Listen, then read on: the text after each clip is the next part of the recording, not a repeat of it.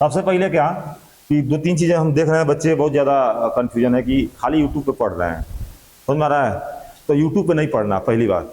ज्यादातर दिन रात, मैं नहीं कह रहा हूँ कि यूट्यूब पढ़िए पढ़िए, लेकिन फिर से मैं कह रहा हूँ क्या कि दिन रात यूट्यूब पे नहीं लगे रहना है, आपको किताबी भाषा भी देखना है। एक बार आप रियलाइज कीजिएगा कि एक दिन आप लोग यूट्यूब पे पढ़िए दिन भर, और एक दिन आप लोग अपना एक लूसेंट वाली बुक से कोई भी बुक ले लीजिए, उस पर पढ़िए, फोकस कीजिए। अब वो समय नहीं रह गया कि हम यूट्यूब पे खाली पढ़ें। खाली यूट्यूब पे पढ़ेंगे तो 3-4 टॉपिक दिन भर में क्लियर होगा, लेकिन अगर ऑफलाइन किताब से पढ़ेंगे ना, अगर एक दिन पढ़ लेंगे, हमें लगता है पूरा हिस्ट्री, पूरा संविधान पढ़ डालेंगे, है कि नहीं है? तो हम देख रहे हैं पागलों जैसा यूट्यूब पे पढ़ रहे हैं, तो पागल नहीं बनना है आजकल। देखिए, सिलेक्शन लेना है तब, नहीं लेना है तो कुछ पढ़िए यूट्यूब पे। आज इतिहास पढ़िए, कल मैथ पढ़िए, परसों क्या बोलते हैं हिंदी पढ़िए, कुछ पता नहीं चलेगा हमको एक टॉपिक से। अब ये समय ये रह गया ना कि हम पढ़े तो बहुत हैं, 2 साल 3 साल 4 साल से सब लोग पढ़ रहे हैं। हमको ये करना है कि जो हम पढ़े हैं तो एक बार क्या करना है ना, हमको लूसेंट की बुक उठाइए और आराम से पढ़ लीजिए। अगर पेपर में अगर आ जाएगा ना वो, तो नहीं छूटेगा। यही होता रही क्वेश्चन मुझे यार था, नहीं कर पाए हम। क्यों नहीं कर पाए? यूट्यूब पे लगे रहेंगे, यूट्यूब पे एक टॉपिक लाएगा, मान लीजिए लाएगा ऑरेंज के बारे में बता देगा, हमको मान लीजिए पूछ देगा वर्ष के बारे में, कहेंगे अरे याद तो था, क्या होगा। तो जो लोग मतलब नए वाले को बस बातें अलग है, लेकिन पुराने वाले जो पढ़े हैं उसको जरूरी है क्या कि अब यूट्यूब पे काम ना करें और एक बार अच्छे से ऑफलाइन पढ़ें किताबी भाषा से, ठीक है ना। बाकी डिस्कस करते हैं। ये पेपर तो बहुत अच्छा था, पेपर में कोई कमी, पेपर का लेवल बहुत अच्छा था, ठीक है ना, एकदम पेपर जैसा, मतलब जैसा पेपर होता है पुलिस का, ठीक है। चलिए अब इस पे आते हैं, क्वेश्चन पर ध्यान दीजिएगा, एकदम आराम से देखना है और कोई जल्दबाजी नहीं, सारे ऑप्शन को टच करते हुए देखिए। यहाँ पे क्या है दिया है, गायक में कौन सा संधि है, गायक में। तो हमें ध्यान देना है क्या यहाँ पे, अगर ध्यान दीजिए, अगर यहाँ पे य के बाद क्या अगर आ जाए, तो ये य जो है किसमें टूटता है, आपका अय में टूटता है। किसमें टूटता है? अय में टूटता है। तो इसका संधि विच्छेद गायक हो चाहे नायक हो, ठीक है ना, तो ये किसमें टूटेगा? गय धन अक में। किसमें? गय धन अक, यानी ऑप्शन नंबर सी। लेकिन अगर मान लीजिए एग्जाम में आपको दे दे क्या, नयन दे दे, क्या दे दे? नयन। तो ध्यान रहे क्या कि अगर य के पहले अगर आ की मानता रहे तो वो टूटता है अय में, और य के पहले अगर आ न रहे तो टूटता है ए में। इसमें टूटता है ए में। तो ये हो जाएगा ने धन अन। क्या हो जाएगा मेरा? ने धन अन। हम क्लास में कई बार बताए थे इसको। कौन सा ये दोनों बाबू? ये दोनों जो है, हाँ, आयादि संधि। क्या बात, क्या है? आयादि संधि। यानी ऑप्शन नंबर इसका सी करेक्ट आंसर होगा। बहुत अच्छे, आगे चलते हैं। नेक्स्ट क्वेश्चन देखिए बाबू, क्वेश्चन नंबर 20 कह रहा है क्या यहाँ पे कि प्रति वर्ष नदी में बाढ़ आ जाती है, वाक्य में किस प्रकार की संज्ञा है? ध्यान दीजिए, संज्ञा जो होते हैं वो कितने प्रकार होते हैं? ये होते हैं 5 प्रकार के कुल। उसमें कह रहा नदी, क्योंकि नदी के अंतर्गत देखेंगे तो ब्रह्मपुत्र आ जाएगा, गंगा आ जाएगा, कावेरी आ जाएगा, सरस्वती आ जाएगा, यानी सभी का ये कह सकते हैं क्या, ये सभी नदियां इसके अंतर्गत आ जाएंगे, ठीक है ना, नदी के अंतर्गत। तो ये कौन सा बाबू? ये है आपका जातिवाचक संज्ञा। कौन सा? जातिवाचक संज्ञा। ध्यान रहे, व्यक्तिवाचक संज्ञा जो होता है वो हमेशा और हमेशा क्या होता है? एक वचन होता है। क्या होता है? एक वचन होता है। जैसे मैं कह दूं कि गंगा, तो गंगा दुनिया में एक ही नदी होगा, ठीक है ना। मैं कह दूं हिमालय, तो हिमालय दुनिया में एक ही होगा। तो मतलब क्या, ये कौन सा बाबू है आपका? ये व्यक्तिवाचक क्या होता है? हमेशा एक वचन होता है। आगे चलते हैं, क्वेश्चन नंबर 3 देखिए। अब क्वेश्चन नंबर 3, इसमें बहुत ज्यादा लोग गलती किए थे, ठीक है ना। हालांकि मैं लिंग का वचन अभी नहीं पढ़ाया हूं, लेकिन इसके बाद यही टॉपिक है कि लिंग में खत्म कर दूं। कह रहा है निम्नलिखित में से पुल्लिंग शब्द कौन सा है?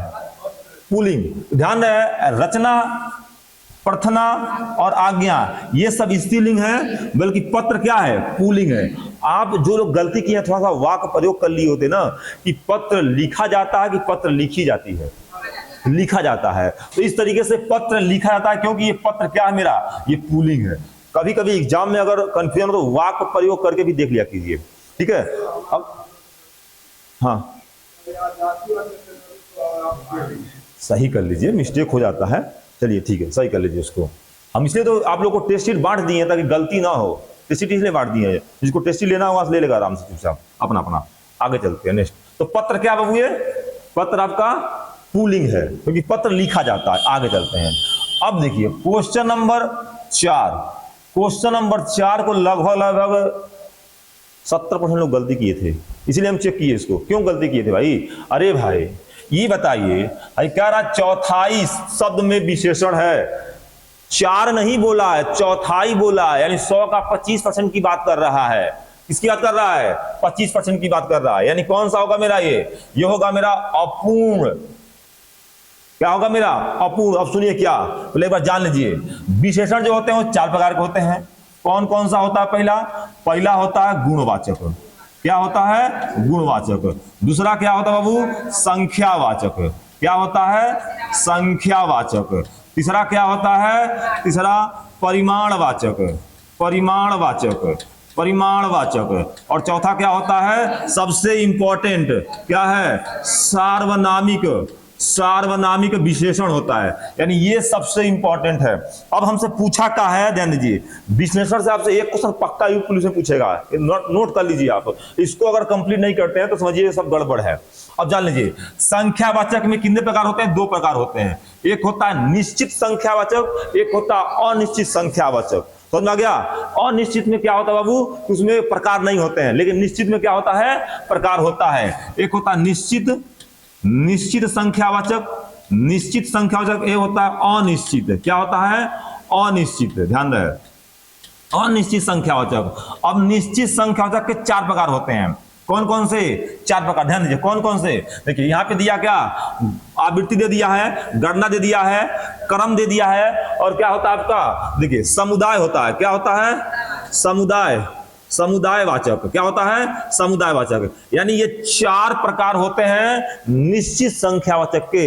इन चारों को जान लीजिए अच्छे से बाबू, चारों को जान लीजिए। क्या आवृत्ति में क्या होता है? 2 गुना। कितना गुना? 2 गुना। मैं कह दूं 2 गुना, 4 गुना, 6 गुना, तो कौन सा होगा मेरा? ये हो जाएगा आवृत्तिवाचक। गणना, अरे बाबू इसको गलती, गणना कर क्या नहीं, तत्सम में होता है ड़, और तत्सम बदलता है न। तो गणना को हम कह सकते हैं गणना या गिनना। और गिनती कैसे करते हैं? 1 2 3 4। तो अगर आ जाए आपको 1 2 3 4, तो क्या होगा मेरा? गणना।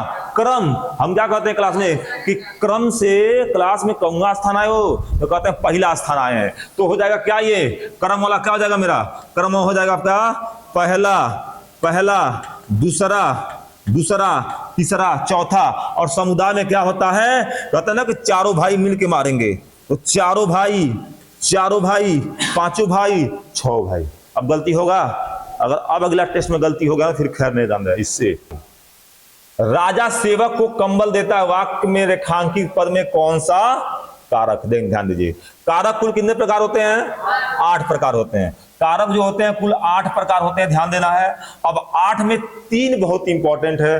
पहला क्या है? संप्रदान कारक, ध्यान देना है। दूसरा आपको याद रखना है अपादान कारक। और तीसरा क्या बाबू? अधिकरण कारक। एग्जाम में आपको देखा, जैसे देखने में ज्यादा मिलता है। यानी पहला, दूसरा, तीसरा, ये 3 कारक आपको 8 में से 3 तो किसी भी कीमत पे याद रखना है। तो अगर किसी बात को देने की बात हो जाएगी, जैसे माना गया कि माता ने बच्चों को खिलौने दिए, तो कौन सा कारक? संप्रदान कारक। यानी देने की बात आए संप्रदान। अपदान और अधिकरण में थोड़ा सा कंफ्यूजन होता है। क्या ध्यान है? अपदान में अलगाव होता है। जैसे मैं कहूं कि बंदर पेड़ से कूदा, तो वहां अलगाव की बात होगा। चाहे बिल्ली छत से कूदी, तो वहां अलगाव की बात होगा। चाहे हिमालय से पानी बहता है, तो हिमालय से पानी की अलगाव की बात हो रहा है। तो कौन सा कारक होगा बाबू? हो जाएगा मेरा अपदान कारक। अधिकरण कारक में क्या होता है? अब बिल्ली छत से कूदी, अपदान कारक। लेकिन अगर कह दे कि बिल्ली छत पर है, तो कौन सा होगा? अधिकरण कारक। चाहे मेज पर बुक है, अधिकरण कारक है। या मैं कह दूं कि या तो पर हो या तो में हो। गिलास में क्या है? चाय है या फिर पानी है, तो कौन सा होगा मेरा? अधिकरण कारक। ये चीज ध्यान रखना। आगे नेक्स्ट क्वेश्चन। अब ये भी गलती किए थे आप लोग इस क्वेश्चन को। ये सब चीजें जो लोग गलती किए ना, यानी मतलब अच्छे से क्लास नहीं लिए हैं हमारा, ठीक है ना। अगर लिए तो फिर गलती नहीं हुआ होता। मैंने आम खा लिया है, वाक्य में प्रयुक्त काल को पहचानिए। मैंने आम खा लिया है। अरे भाई जो भूतकाल होता है वो 6 प्रकार होता है। इसी कारण से भूतकाल से क्वेश्चन ही पूछता है। आप देखेंगे कि प्रीवियस क्वेश्चन उठा के देख लीजिए, आपके भूतकाल से ही क्वेश्चन आते हैं पुलिस में, ठीक है ना। तो भूतकाल के 6 भेद, इन 6 भेदों को आप जान लीजिए अच्छे से। पहले अगर यहाँ पे ध्यान दीजिए क्या बाबू, यहाँ पे अगर दे देगा क्या, इसको अगर मैं मिटा दूं, इसको क्या कर दूं, अगर इसको मैं अगर मिटा दूं और मैं कह दूं मैंने आम खा लिया, तो बताइए जो सहायक क्रिया है, यानी क्रिया के बाद जो शब्द होते हैं या पद होते हैं वो क्या सहायक क्रिया होते हैं, क्या होते हैं, सहायक क्रिया होते हैं। तो क्या ये है ना जी। यानी जब सहायक क्रिया नहीं रहता है और बात करता है किसमें, बीता हुआ में, तो उसे क्या बोलते हैं, सामान्य भूतकाल। सामान्य यानी क्रिया कब हुआ है हमको पता नहीं चला, मैंने खा लिया। अब यहीं पर लगा देंगे क्या बाबू, खा लिया था, खा लिया था, बहुत मोटा हो गया ना, एक सेकेंड, ठीक है। क्या कर दिया मैंने खा लिया था, यानी मैं आम खा लिया था। अब क्रिया बहुत पहले बीत गया, क्या हो गया, बहुत पहले, यानी खा लिया था, काम बहुत पहले ही खत्म हो चुका है, तो इसे बोलते हैं क्या बाबू, पूर्ण भूतकाल। बात समझिए, पूर्ण भूतकाल, इसी को मैं बना रहा हूं। अगर मैं फिर देखिए, अगर मैं फिर यहां पे लिख दूं क्या, अब मैं लिख दूं क्या कि है, तो है अगर आ जाएगा ना, तो मैं तो खाना खा लिया है, मतलब अभी अभी काम खत्म हुआ है। और जो क्रिया अभी अभी खत्म होता है, आसन्न भूतकाल। क्या होता है, आसन्न भूतकाल।